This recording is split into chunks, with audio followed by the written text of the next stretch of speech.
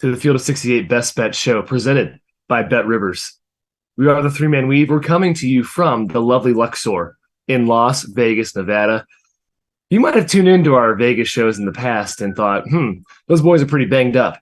But this trip, guys, we're all feeling pretty good. We're also in the exact same room. Through the magic of Zoom, we're touching and sitting around the same table. We're just having a great time with each other, guys. March is here. The tournament, it's round 32. Matthew, I want to take away from you first, my good friend, about what you've seen so far. Hoot, hoot. Both of them. Kenny, yes. FAU, the Owls advance. Yes. March on. Well, Kenny did not advance. Let's be clear here. It was very. They should have a little good drought. teams win, great teams cover. They should have won. FTU, pretty good ball club. And then the Purdue fraudulent yellers now are just crowing, and then they should. So is the NEC a good conference, Matthew? Nope, it's still terrible. FTU's run here does not change any of that. But Tobin Anderson, he's done a nice little job with the clipboard up there in Teaneck, New Jersey, kind of. Yes. And Jim? Yeah, I mean, FTU's the obvious takeaway. Joey mentioned in the chat, holy unders. I have not been auto betting unders as the Undertaker should be doing. Wish I was. First half unders got whooped yesterday morning. I got a little spooked. A lot of slow second half, though. See if that happens today. But Kai, our Tigers are playing today. We're going to get to it. We're excited. We are stoked, guys. Also, our voices sound relatively great compared to what we usually do. Compared to most years. Relatively. FAU did a number, but it's okay. Let's see. All right. Takeaways, guys. How about no 12 seeds winning in the first round? And we made such a case about how good the 12s were. Arguably the best crop of 12 seeds we've seen in a tournament pre-flop. 1 13 seed, no 14s, but we had a 15 and a 16. It's March. It's pandemonium. Unbelievable. Cool stuff, guys. All right. We're going to get into, it's like a little fireside chat. I'm just going to talk to you guys. All three of us look like we're posting hostage videos. That's good stuff. I pan to the camera and I smile at you guys. Ready? 1, 2, 3. Let's get started with the show. Furman, San Diego State. We're going chronological order for you keeping track at home. Score with your little score sheets. San Diego State is laying 5.5 against Furman. I'm going to Matt first for the take. Yep, I'm putting you on the spot, buddy. Get up, get out of bed. You just rolled out of bed. What do you got? Torn. I think I lean toward the Aztecas in this one, Kai. I was worried about their travel situation in the first round. They flew a chartered flight. Relax. Yeah, but West Coast, East Coast playing early tip time. But today, I think they're used to it. Mark Ziegler did a great breakdown of the matchup similarities between San Diego State and Colorado State. I'm sorry, Furman and Colorado State, who San Diego State has historically owned. Nico Medved has been obviously, he's a good X and O tactician, but Dutcher always seems to have the solution to that kind of stuff. So I think on short prep, where you would think Furman's kind of unique offense would be really advantageous, I don't think it actually holds true today. I like the Aztecs as kind of an evil villain against the Finns. You've always been an evil villain, but yeah, it is the 5-out, very similar to Colorado State, try to space the floor against the pack line. You kind of perceive that would work, but they don't have the elite shooting that you normally expect from Furman. They can shoot 1 through 5, but it's not top 10 in the country type of stuff. I don't know. I think this is a much worse matchup for Furman than Virginia. We hammered that home. They got a really good draw with Virginia, who's not athletic or overly athletic. San Diego State, much more athletic, physical, going to probably beat Furman up inside and on the glass. But Kai, the Mountain West, it stinks. Last 13 games in the tournament, only one cover, and it was San Diego State's luck box against Charleston. Kind of want to keep fading it. I lean towards Furman. I also really like the under in this one. I think it is slow. Yeah. Yes, I do think Furman struggles with athletes, guys. NC State game, lost by 19. Come on, that's a good comparison, right? High-level athleticism.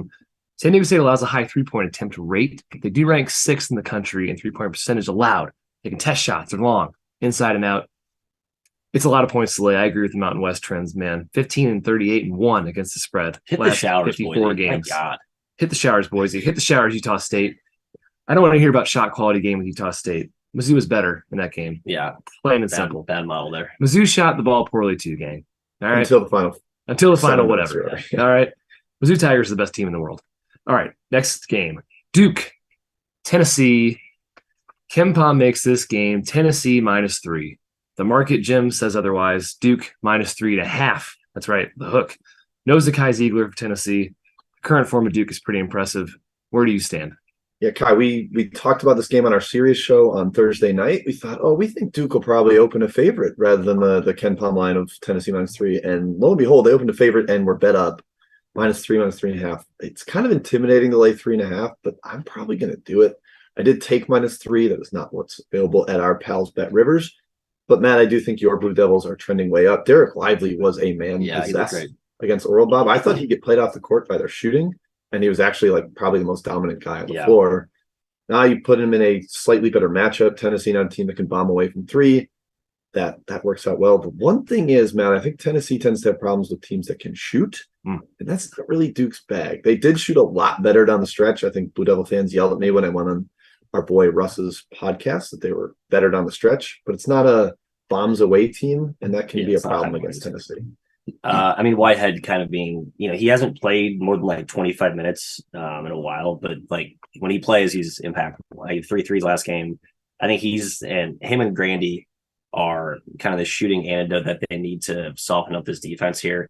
I cannot believe this is a 7-point difference between Ken Palm and the market. It's I think everyone knows Duke is just way better than the numbers indicate. I underestimated the enthusiasm with people do that. Can we do peek behind the curtain here? Matt was screaming at us pre-show that Duke could be favored over everyone except Alabama in the field. I think I'm right about that. Chat, please tell me what teams Duke would not be favored over. I think I have a good case in this one. All right, here comes Mr. Kai with some cold water. I'm just going to pour it all over this Duke thing here, guys. We're getting carried away with Duke. Are we? Let's run through Kai's bets against Duke so far. We'll start with North Carolina. Nope. How about Pitt? Nope. How about Miami? Nope. How about Virginia? Wait. I didn't bet. Whoa. You're saying I faded Duke every time. No, I thought you bet. You faded 3 of those. No. I did lean towards UNC, and I did fade Duke against Oral Roberts. You're correct. I have Duke in the Elite Eight, and I picked Duke to win the ACC tournament and bet on them. Yes. I'm on board, whether you like it or not. I also took Duke to win the ACC tournament in the Stuckey pool. So thank you very much, sir. Yes, fist pound. However, we're getting carried away with Duke. Congratulations. You ran through the ACC and Oral Roberts. Come on. It's mid-major. If they run through Tennessee today, I will give them the credit where it's due. I think 3.5 is ridiculous. I think there is a lot of value on Tennessee here at 3.5. Does that mean Tennessee's going to win? No, of course not. But the value is there. I don't see how you can think the value is on Duke minus 3.5. I think the better side play would be Tennessee. I'm a hater, though.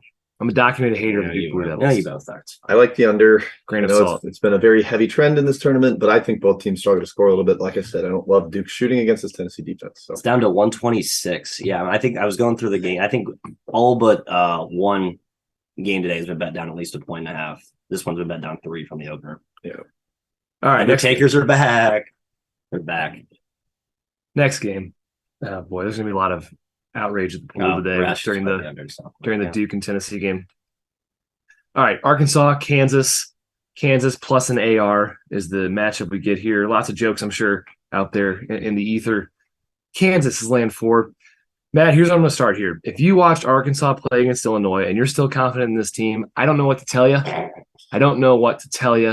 You're a stargazer, you're a dream weaver, etc.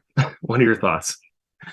I like Kansas here. I think they have, with McCullough being fully healthy, I was kind of worried his back thing would be a recurring issue. I guess it could always flare up again, but you need him as a defensive stopper against either Smith or Black. And you have Harris, obviously, who can check the other. You cut them off, you cut the head of the snake off. I think Arkansas looks a lot more mortal, and Illinois did all they could to make Arkansas look really good. Mm-hmm. Just note in that game, this has been bet under 2.5 points. Again, that Undertaker trend. Illinois played to 78 possessions despite that game falling 136 because the shot making and just general offensive. It's been horrible in this tournament. Horrid. Tight rims. I agree. Horrid. I agree with the chat. Yeah, and we'll be on. We need to reenact our rim investigation in I-Team because boots on the ground to West Region. I'll let you know. So we'll have a good look there. But yeah, I think you hit the under here again, even at the worst number. I can say slow game, and the rims clearly are a fun house of rigged. So we have to mention no Bill Self today, just announced from our overlord Jeff Goodman. He will not be present on the sideline. It hasn't mattered that much. I know they got boat raced by Texas, but how good does Texas look right now? Mm-hmm. So not going to give them too much of a punishment for that. I just watch one of these teams and I think, hey, that's a smart decision. And I watch the other and I think, wow, that's dumb. And Kansas is the smart one. That's the well-coached team. They take better shots. Arkansas just does some wild things with the ball that make you really, really wonder. I mean, the talent level's there. And Kai, Nick Smith got benched down the stretch. Yes. After a turnover. That doesn't make me get warm and fuzzy about Arkansas. They have the talent level and the wings to match up here. I just trust Kansas way more. I would be on Kansas here. Correct me if I'm wrong, but Bill Self's been out since the West Virginia game, right? He did not coach in the Big 12 Big 12 tournament. So Kansas is 3-1 against the spread without Bill Self coaching. Correct. I don't think it matters that much that he's out on the sidelines. The 2-1. Yeah, Arkansas was 21 for 52 inside the arc. Jim mentioned the Nick Smith thing, but it is not a good sign to bench your quote unquote best player this late in the season down the stretch. Like, you cannot be having spats with your best player and feel confident about it. My best bet is Kansas -4. They're the more mature team, the more disciplined team. They're the better team. Best bet Kansas -4. Hooray, hurrah. It's definitely not a Mizzou Tiger fan trying to reverse jinx them. You wouldn't dare do that. It's a win-win situation unless they win and don't cover. Okay. Next game. Oh my God, we get to talk about the Missouri Tigers. It's Tiger on Tiger action, baby. How sexy is that? Round of 32. Tigers. The Princeton Tigers play the Mizzou Tigers for we've done this trip for 10 years to Vegas, and we have never had Missouri play on the Saturday that we were here. And we are so excited to watch them today. And they get the 15 seed instead of Arizona, which is pretty darn cool. No disrespect to Princeton. Jim, I don't think we take them lightly. Sounds like at all all. Disrespect. Though. No. I respect this Princeton team. You'd rather be favored than a dog, man. Let's not disrespect Princeton. Jim, going to you first. What are your thoughts? Normally you'd be like, oh no, you have to short prep for an Ivy offense, Princeton. But Mizzou runs a lot of Princeton concepts offensively. It's not some crazy thing where they don't do it at all. Kind of the Kobe facilitating at the top of the key, dribbling at wings, back cuts. They back cut a lot, yeah. They should be somewhat familiar with the way Tosan's going to attack, but he is so unique. Could be a little bit of an issue. Princeton was like desperate to slow the game down against Arizona. I think they will do that again today. They want to shorten it, make it minimum possessions. Like, every time they got a rebound or off a made shot, Henderson was like, slow. Yeah. So I already bet the under here. I really like it. Mizzou has been more competent defensively lately. I know the Utah State did not make shots, but they pushed them off the 3-point line. They contested everything. It wasn't as many wide open ones as you expect. Yeah. So I like the under here, Kai. On the spread, I don't know. I'm just nervous. I have not handicapped Mizzou sides very well this year. Mm-hmm. I bet them with my heart in the first round. Got a winner there. I'm just going to take the under and hope that they win. Matthew. Yeah, I've been betting down 5.5 points. Like, Mizzou's unders have been bet a lot this year, and many times have been losers. But this one makes a lot of sense. I think Princeton does try and slow the pace down. However, their game plan of shell the paint with against Arizona, like, it's kind of a seismic shift to Mizzou where you actually have to contest the leads. Yeah, you kind of have to extend. So I don't know how. I worry about Princeton defense kind of faltering there. But Mizzou's taking some money up a half point from the opener, looks like. I'm torn. I think the number's about right. 6.5, 7, a touchdown. I think Mizzou prevails, but I think Princeton's too smart and they execute too well to make this a blowout. So. Hey, anybody out there a macro expert? Are unders being artificially priced too low because of the first round? Like, are we getting some value on the overs, guys? We're not thinking clearly here. I mean, where it's at now, it's harder to recommend. I think I got 148.5 on this, about midway through where the opener was to where it is now. I just meant every game across the board. Like, I feel like they're going to shade unders pretty hard. They have been shading unders relative to Ken Pom in the postseason late. Yeah, that has been a theme. But I think that's been a theme like the last few years. I don't know if that's unique to this season. Hey, just food for thought. Okay, here we go. Here's what I'm worried about. Mizzou gave up a lot of easy stuff in the paint against Utah State. They kind of backdoored them pretty easily, and that's what Princeton does. I'm not really scared about us being able to score in Princeton. Nobody can guard Kobe Brown. Princeton doesn't have any athletes to really match up. That's a Tosan shade. Come on, he's awesome. They have some athletes, but they're not the level of Mizzou is. They are athletic for Princeton. I'll give them that for sure. 6.5 is a lot to lay. I would probably lean towards Princeton on the spread, just given the setting we're in. But I think Mizzou advances, man, and I will be excited if and when they do. Cautiously optimistic. Home field. We're one for the team. Okay. All right, guys. We're going to transition here to an ad read. God, so smooth. That was just flawless. We love it. Yep. It's getting it pulled up. Ty, are we talking underdog fantasy right now? Oh, first we're going to talk vaulted, Jim. All right. This episode's presented by our partners at blah, blah, blah, blah, blah. Oh, no. We're going to talk about, all right. This is smooth. I think Kai's having an aneurysm. Underdog fantasy. You're right, Jim. Well, this is all effing. Save it for later. We're doing vaulted. Let's see vaulted. You guys ever get tired of trying to prove that you won an argument, that your takes weren't hot, they were right? Well, I got an answer for your problems. Vaulted. VLTED, pronounced vaulted. It's a new sports prediction app that turns your opinions into facts. You can store all of your predictions and hot takes in your own vault now and forever. Challenge your friends. Keep track of the results and prove you are, in fact, the smartest boy in the room. Vaulted will also be releasing more than 50 pools in the next 3 months. So download the app at the link below and sign up for your 3-month trial. I assume it's free. And store your predictions now and forever. It is free, I think. Vaulted, VLTED. Vaulted. Download it. I don't know. I'm sure Field of 68 gets a kickback, something like that. All right. Auburn, Houston. Here we go. Houston minus 5.5. Injury question marks for Houston abound. Marcus Sasser's not 100%. Shed banged up his knee. This team always seems to be dealing with injuries in the postseason. It sucks. I want a fully healthy Houston, man. Matt, the game's in Birmingham. Sampson, not happy about it in the press conference. I agree. It's kind of lame. I think it is a little bit lame, but it's not against the rules. The committee does not put a disadvantage in the first round for a higher seeded team. They do not care about the second round. Matthew, thoughts? Both these teams I will be picking to lose next round. So Houston has bigger problems with injuries. Like 62 or 63 points against NKU. I don't know why they were so adamant on playing so damn slow. I know NKU can deflate the pace, but Houston had opportunities to run. They just completely punted on those. Like, I think it's the Shed knee, man. He's usually the pace pusher. They have offensive issues scoring the half court. They should be trying to alleviate those and getting some in transition. But anyway, and my point is they'll have that today against Auburn. So if they had them, they should be trying to take them. But because they were so reluctant to do so against NKU, I think they're just going to kind of play their game. I like Auburn, and it's kind of just betting on the team I hate less, if that makes any sense. And I think their size up front will help. You hate Houston more than Auburn? Right now, it was disgusting at NKU. Absolutely horrid offense. I know the zone can be funky. It still was very bothersome. And then off the Memphis destruction, I don't know. I think Auburn covers this. It's been bet down big. 5 is short, but I would actually lean toward Auburn. I think it's a 1-2 possession game. Their defense is still fantastic. Yeah. And Auburn is a bad shot-taking team, and Houston teases you into taking terrible shots. I think we see a lot of bricks from Auburn today. Like the first half against Iowa, they got hot in the second half, but that was against the 150th best defense. This is against the second best defense. So I don't like the tempo thing. I don't like that Shed seems banged up and can't push.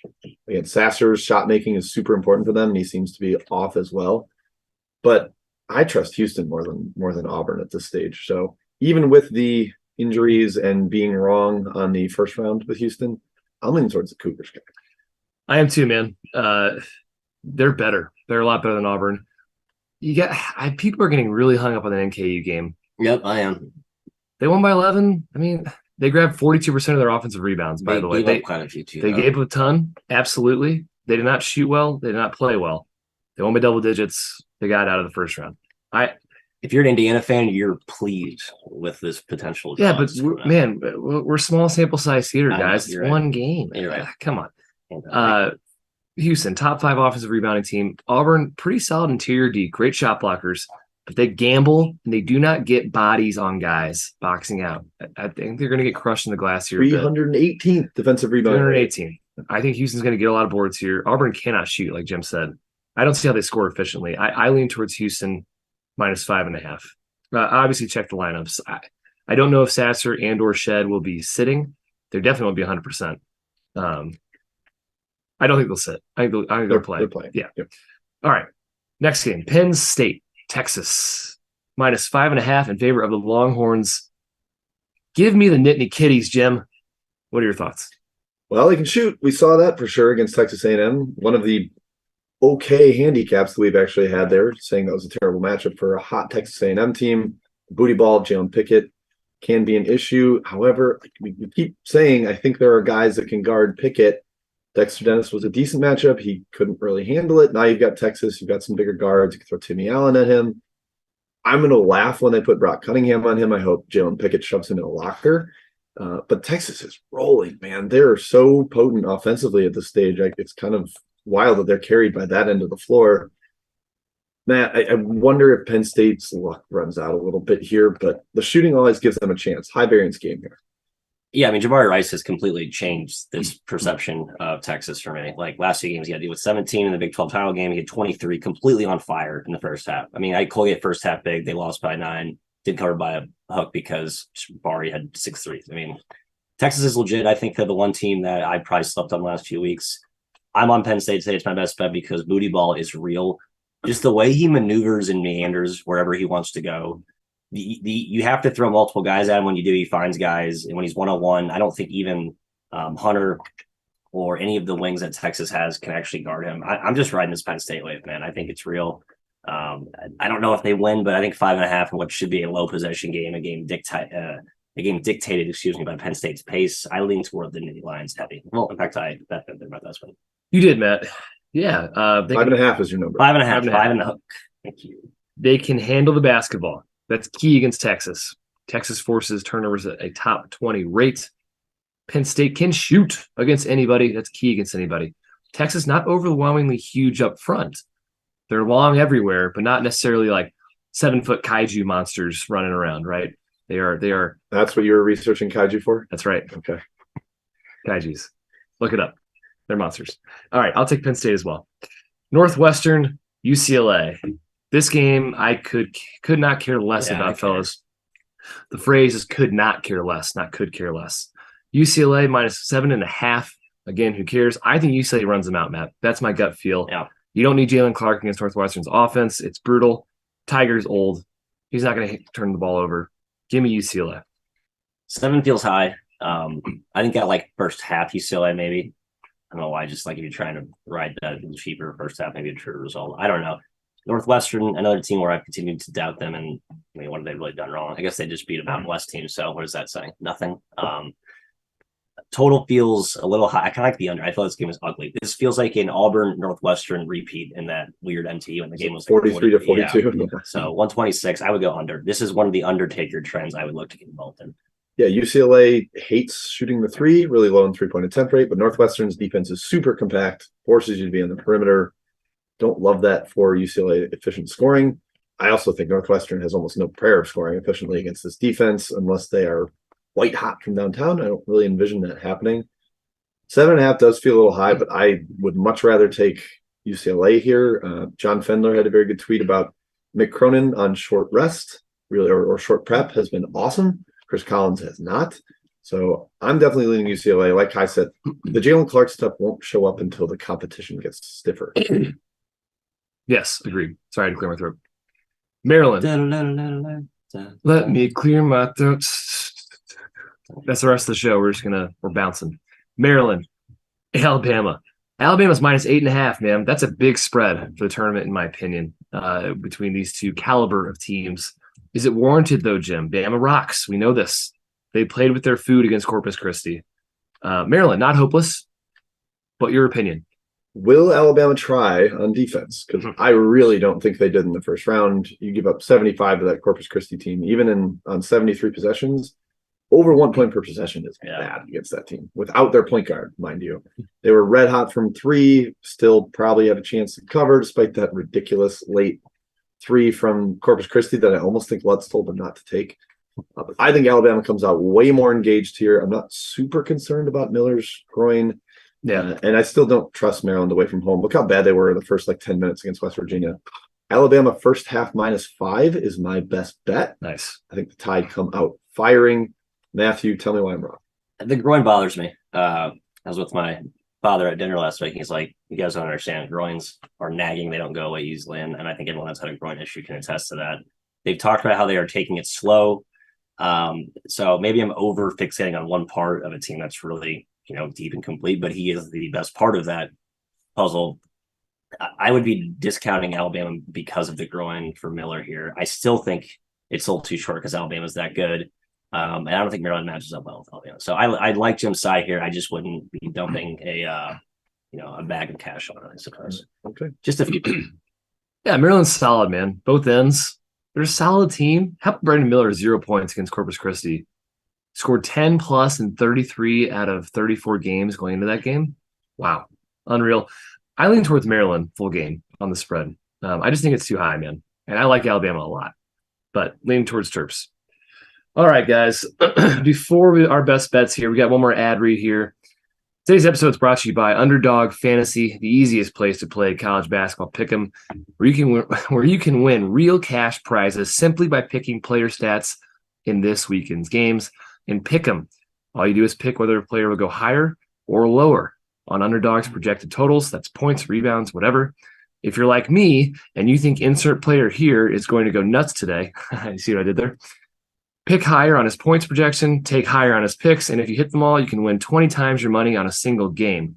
Holy moly, 20 times. Underdog's slick mobile app is easy enough that even dummies like Jeff Goodman have figured it out. That's in the actual ad read. So go to underdogfantasy.com or download the app and use the code FIELD, FIELD, to get 100% deposit match up to $100. Get in on the madness now. All right. Best bets. Kai, starting it off. As a reminder, fellas, I am taking Kansas -4. The Jayhawks, emotional hedge, being a Mizzou fan, we play generally at the same time today. Go Kansas against the spread, but not in the future. Trust Kansas, don't trust Arkansas. What is happening here? Okay. Yes. Hi. Don't do this, Matt. Put that back on him. I wanted to see the count. That was Matt. My best bet is Alabama first half. Alabama first half -5. Brandon Miller is apparently 80% per the Jeff Goodman tweet just now. That roster still rocks without him. They've got a ton of shooting, ton of different playmakers. They're huge. Julian Reese. How's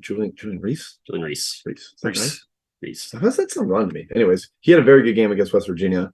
Bediako and Pringle and Clowney, I think, are tougher matchups for him. So come out firing early tide, play a little more focused defensively.